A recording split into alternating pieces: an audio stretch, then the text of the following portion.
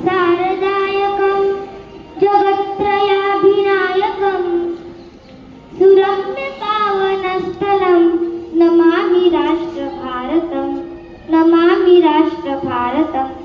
सबसे पहले हिमालय स्थित जगत जननी जो सदैव सुजला सुफला मलयज शीतला है, ऐसी मेरी कमल दल विहारिणी प्रिय भारत माता के चरणों में मेरा कोटि कोटि प्रणाम तथा आज के दिन यहाँ उपस्थित आप सभी को सादर प्रणाम एवं स्वतंत्रता दिन की हार्दिक हार्दिक बधाइयाँ। मैं देववती कक्षा चौथी की छात्रा। आज स्वतंत्रता दिवस के अवसर पर ये बताने में बहुत आनंद हो रहा है कि हमारे देश का प्रतीक जो राष्ट्रीय गीत है, उस गीत की रचना को 10 अक्टूबर को पूरे देश के साथ पूरे होंगे, जिसकी रचना बंकिम चंद्र चट्टोपाध्याय जी ने की थी। वंदे मातरम ये केवल नारा नहीं है, बल्कि हजारों लाखों क्रांतिकारियों की प्रेरणा का स्रोत है, जो आज भी सर्वस्व न्यौछावर करने की प्रेरणा देता है और देता रहेगा। आजादी का असली मतलब वही समझ सकता है जिसने कभी गुलामी सही हो। हम बहुत सौभाग्यशाली हैं कि हमने आजाद भारत में जन्म लिया। बस आज ये आजादी पाकर हम इतना ही भूल गए कि क्यों हमारे अपनों ने हमारे लिए खून बहाया। ये सोचने की बात है, ये चिंतन की बात है।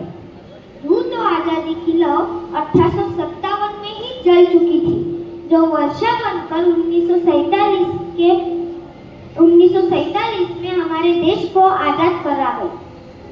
अन्याय कभी स्वीकार नहीं करता कि वो अन्याय कर रहा है। अन्याय तो बस अपने स्वार्थ को सिद्धांत का बहाना बनाकर कुछ इस तरह प्रस्तुत करता है जैसे सबसे बड़ा न्याय वही कर रहा हो। हाँ, कुछ ऐसी परिस्थिति सन 1857 से लेकर 1947 के कालखंड में हमें देखने को मिलती है। अंग्रेज आए नई शिक्षण प्रणाली लेकर और हम उस षड्यंत्र में ऐसे घिसटते गए कि लॉर्ड ने अपने पिताजी को लेटर में लिखा। उसने ऐसा लिखा कि पिताजी कुछ साल रुको, ये त्वचा से काले दिखने वाले भारतीय लोग आपको भीतर से सफेद दिखने लगेंगे। और ऐसा ही हुआ। ऐसा क्यों हुआ? क्योंकि अंग्रेजों ने अपने शिक्षण प्रणाली के द्वारा हमारे अंदर के भावनाओं को, मतलब स्वराज्य और स्वधर्म को ही तोड़ डाला। आज अगर किसी बच्चे को कहेंगे कि क्रो आवाज कैसे निकालता है, तो वो बोलेगा का का। और वही हम अपने भाषा में कहेंगे कि वो वासुदेव हम अपने भाषा में कहेंगे कि वसुधैव कुटुंबकम, तो वह गहन चिंतन में ही डूब जाएगा।